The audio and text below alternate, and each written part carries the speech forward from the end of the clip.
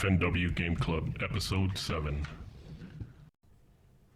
The game of this week is Undertale, little old game being played by, not old, little game, being played by a lot of people right now, and it's really charming a number of video game personalities, and so we were tempted to give it a try ourselves, and I'm super glad we did. Mm-hmm. It is a charming game. That is the number. Right now, that is the best way to describe it. It is charming. Yes. It charms you. When I first started playing it, I was like, what is this? Like, seriously? Uh-huh. And our Let's Play that's going right now is not starting from the beginning, but starting about 15 minutes in.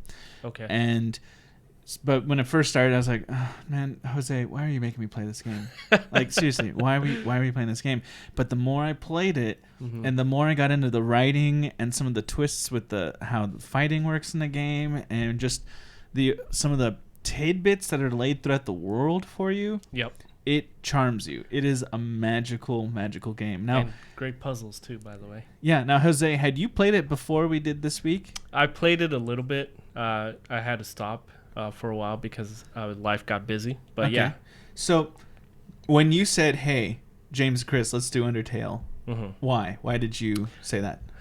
Well, I just really like RPGs, and I think this RPG is a really great game just because, like you said, it's kind of charming, right? And then I think it's pretty cool that one person made this game, and just the fact that it came out so well, and you really kind of see the love for RPGs come out in this game, you know? Well, it's good that you mentioned that one person made it. On the one hand, you see this game and you're like, man, I can't believe just one person made it.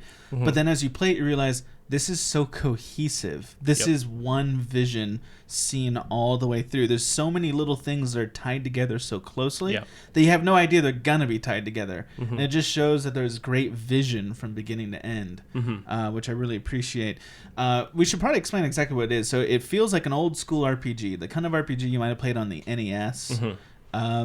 It's where you're kind of walking around a simple area map, and you have random encounters. Yes. And these random encounters are of the very classic style where you just see the character looking at you on the monitor, and you have options below, and you can decide things. Now, any RPG player knows that what you usually pick is fight, right? You try to murder the thing looking at you. Yep. But this game offers a very interesting decision. You can murder anything you want. You can fight to kill. But you can also try to talk it through and persuade the personality of whatever you're fighting to not want to fight anymore, and then spare that thing. Exactly. You can play the entire game without killing a single thing, which is great. Yeah. Now, sometimes it's really complex. Like the challenge, it's very complex on how you should go about convincing them or not. It's not always very obvious how you can do that. Sometimes it's really simple, but sometimes it's very difficult. And when the character attacks you, when the antagonist attacks you, I really like that. There's generally what happens is there's a little box, and in that box, each different kind of villain or monster sends different objects at you of a different kind, and it can be very bullet hell like. It can be very creative and very puzzly. Yeah. And most of the time it's about avoiding being hit. Or sometimes color gets thrown in there where certain colors you want to be hit by and others you don't want to be hit by. Some are neutral. Yeah. So it's kind of that tricky style there. So you can choose to fight. You can choose to persuade. You have to duck and dodge their attacks. It's very interesting. And I have to say, from beginning to end, the writing is awesome. Yeah. I mean, very good. Like on the video, you show the Skeleton Brothers that are just really fun to just read their interaction, and then just the interaction that you have and affect their relationship as well is pretty cool, I think. Yeah, it's great. I think sometimes the fourth wall is broken a little. Like, for example, there's one fight that I think we capture.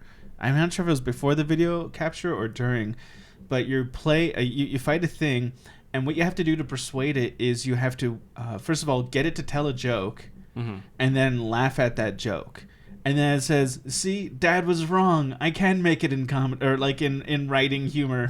and it made me think, I wonder if that's the actual author kind of coming through there at that point, which was awesome. It was super funny.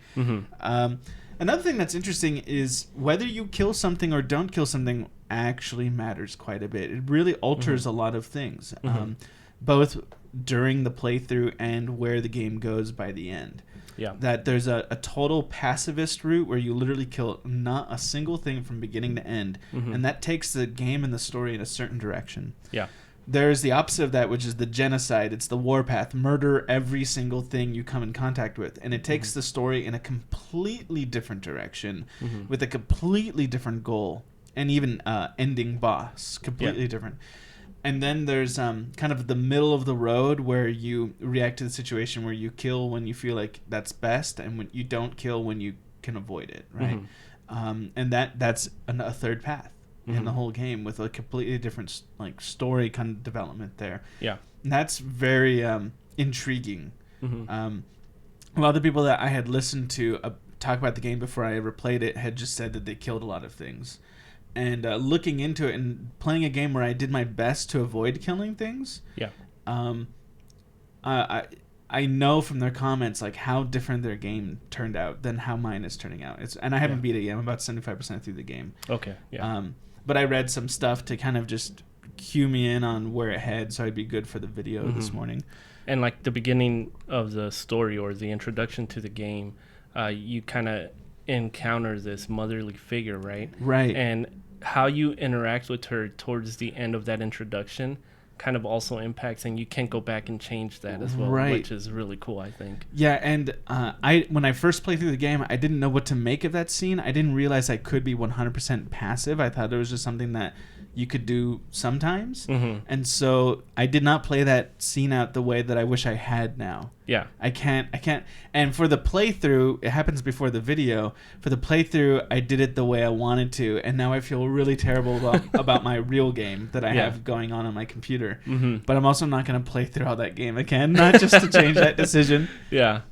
So, anything you want to add about it, Jose? Like, no, I mean, just that the creator's name was Toby Fox, by the way. We forgot to mention that, I believe. And also, I really like the art style and the music. Just the music itself kind of puts you into the mood of the game and what's going on around there. The music is excellent. It's both an homage to what it was like to play a lot of your 8-bit games as far as music goes, but also very affecting in the right times. Like, he really captures environment and music and events together. Exactly. Very excellently. And there are moments where he kind of doesn't have any music, and then you're like, oh man, what's going on, right? What's gonna happen? Yeah, which is pretty cool, I think. Yeah.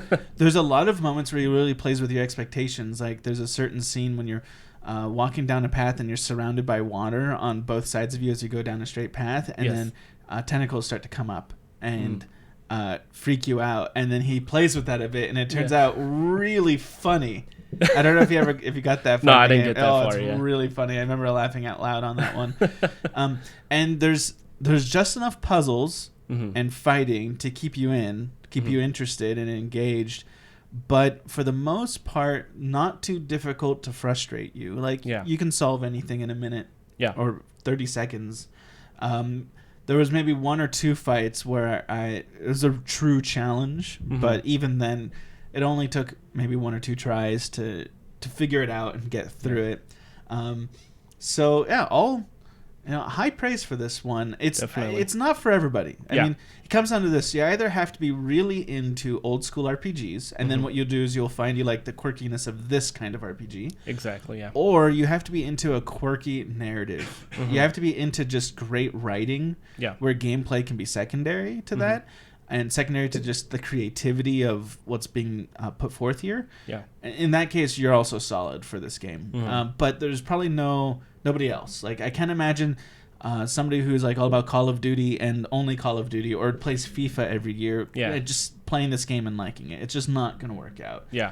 It's definitely for those of us with a great deal of nostalgia or a great affinity for writing. Yeah. So what was the game $9.99? That's what I remember. I remember being. I believe it was $4.99. I'm not sure though. I am almost certain that is not true. Well, I got it for $4.99. I think when I bought it. Oh, look at you, Mr. Fine. It was on a Steam sale. So if you catch it on a Steam sale, it'd probably be $4.99 more than likely. Well, yeah, if you catch it on Steam sale. But I want to know what this is. It's Whoop, no, that's a bun. That's $9.99. $9.99. So, Okay. Sorry. so to answer our question, Jose, would you advise people to not buy it, to wait for a sale, or to buy it full price? And we've added the fourth, get the soundtrack with it, which is $17.99 in this case. I mean, I really love the soundtrack, and I would say go ahead and get it. Full price, $9.99. If you're kind of iffy and maybe aren't sure if you're full on to RPGs, I say wait for the sale and then try it out. But if you like RPGs, like really great stories, kind of like The Witcher, I guess, that, just kind of take you to a different world, I think that this is definitely worth the $9.99 for sure. Yeah, I'm definitely going to say $9.99. Buy it for its price on Steam. If you're a huge fan of 8-bit music, like that is like, you are really down to listen to 8-bit soundtracks, and certainly pick up the soundtrack. It's a good soundtrack. But I wouldn't say go for the $17.99 package just to just because you like the game. True. I think it's worth $9.99. I'm about 75% through the game. I've played it a few hours, so it's probably about a 4-hour game, maybe a 5-hour game. Yeah. And for the amount of content you get and for the great writing, I think $9.99 is a great price. Mm-hmm. And I think I'm happy with just saying buy it for its full price. Yep. Yeah.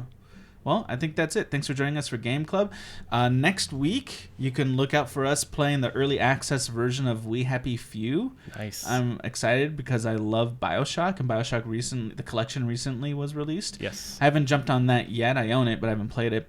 And look in the description for all the links to our various things, but also please find us on our Facebook page, FNW Game Club. Find us on Steam at never mind. Who cares? You can find us on Gmail at fnwgameclub@gmail.com. I think it's FNW Game Club for Twitter. So great. Right. Thanks. See you later. Thank you.